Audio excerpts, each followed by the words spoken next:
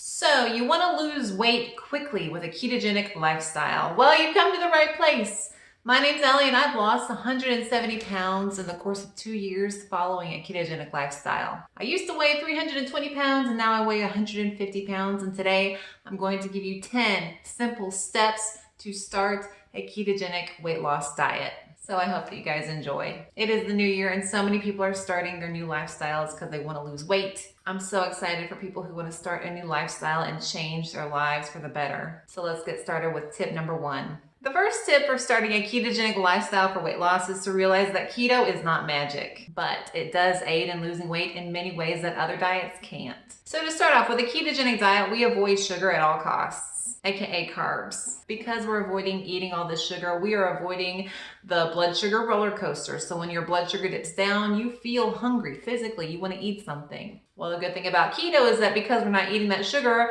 our blood sugar is at a baseline, so we don't have those dips where we feel like eating. Another reason keto works so well is because you're cutting out those easily bingeable foods. Cake, candy, pasta, bread, all the filler foods. For me, when I was 320 pounds, I used to stuff my face with toast and jam. Both of those I can't do on keto. So just because we say no to those types of foods, it cuts out so much temptation. Keto also works because we're eating foods that keep us fuller for longer. We're eating less sugar, but we're eating more protein and more fat. And those foods help you feel full. And the whole point of a ketogenic diet is that your body enters a state of ketosis. This means that instead of running on sugar, you're running on fat. So if you're not eating the sugar and you're eating at a calorie deficit, that means that your body has to eat the fat from something to make up that deficit. Well, where's it going to eat from? The arms, the neck, the belly, wherever you got that extra stored fat. So those are the main reasons why a ketogenic lifestyle is so helpful for those who want to lose weight. But remember, it's not a magic pill. And yes, I did mention calories. If you want to know more about ketogenic lifestyles and calories and losing weight, you can check out this video. It's one of my favorites. It's very informative. The second step for rapid keto weight loss is to calculate your macro requirements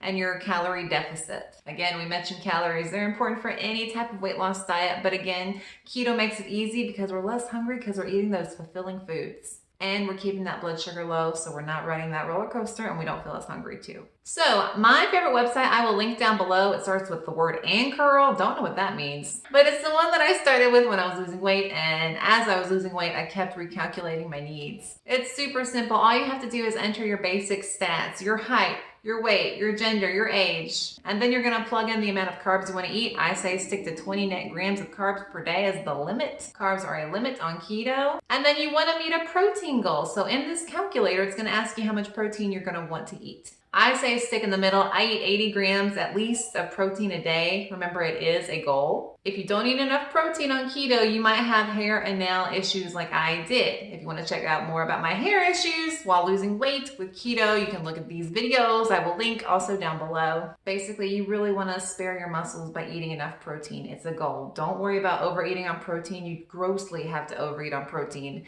to kick yourself out of ketosis. It's not an issue for people who eat adequate protein. And then finally, you want to figure out your fat macro. And remember, for ketogenic weight loss, the fat macro is a limit. Carbs are a limit, protein's a goal, fat's also a limit. And this fat number is where you're going to find your calorie deficit limit. So on this calculator, if you don't really know what fat macro you should be looking at, go down to the calorie limit. I suggest starting with a 20% calorie deficit. It's moderate weight loss, it's not too difficult. You can go to a higher deficit if you want to see that more rapid weight loss, but just remember you really want to make sure that you're hitting that protein goal, so don't cut out the protein to hit that deficit. I'll tell y'all what, when I was losing weight back around 320, 300 pounds, and I was slowly, losing, I wasn't hitting my calorie deficit because I wasn't hungry. My body has so much fat on it to eat that once I was in ketosis, it was so easy not to even hit my calorie limit. So if you do want to go higher than 20% for your calorie deficit, just please make sure that you hit your protein goal. And if 20% seems high to you, just remember that you are getting the food, you're getting those nutrients, that energy from the fat stores. This is how you're losing weight. Okay, so if cutting out a fifth of what you eat per day seems like a lot, just remember you want to lose that from your body. That's how you're losing weight. The third step you should take is understanding the food that we can eat on keto.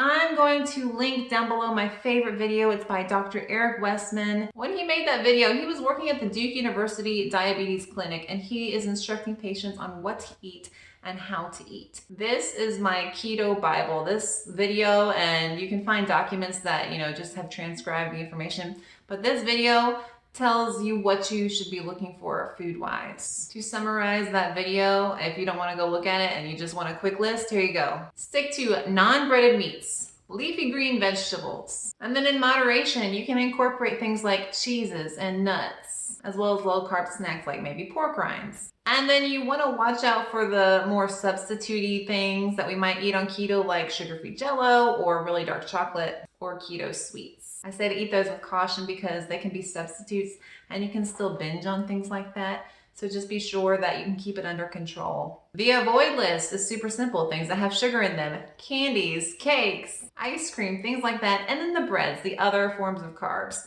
So breads, pastas, potatoes, sweet root vegetables, things like that. But again, make sure to check out that video and I will try and find a link to an actual food list that's been typed out by somebody on the internet. I found a list based off of that video and I carried around to the grocery store like it was, my keto Bible back when I started 170 pounds ago. That thing changed my life. So definitely check out that video and follow those recommendations with the foods that he suggests.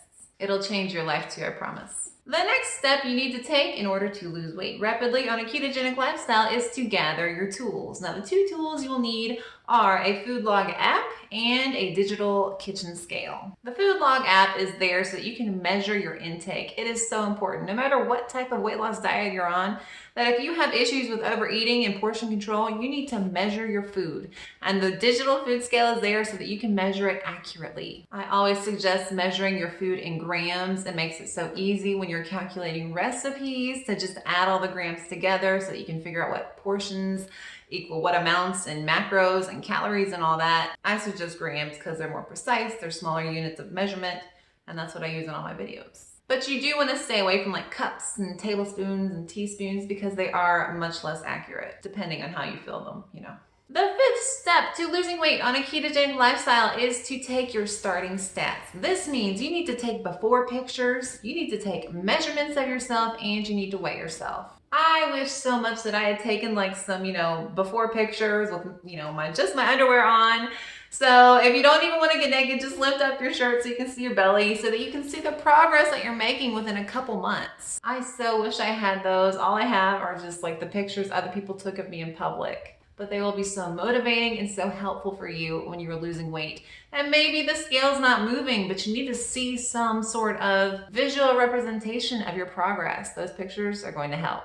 Another visual representation of progress is going to be measurements. I suggest starting from top to bottom, measuring your neck, your bicep, your wrist, your chest, your waist, your hips, the upper thigh, and your calves. I did take starting measurements, and throughout all my weight loss, throughout those 170 pounds, I could see the drastic changes in inches. It's so motivating, it's so helpful, and it just keeps you going to have those stats to look at. And then of course, you wanna take that beginning measurement on the first day you start, before you start your first ketogenic meal. So you definitely wanna have a log of all of your progress in multiple ways. Okay, the next step, and this is probably the most fun, is to go shopping. Use that food list, print it out from your computer, take it with you to the grocery store, shop around the outer limit, the outer perimeter of the grocery store, stick to the fresh vegetables, the fresh meats, the fresh dairy and eggs and all those things on the sides. And then only go into the middle aisles if you need something like coffee or hot sauce or mustard or something like that. But if you stick to the outer perimeter of the grocery store, you're gonna find it so much easier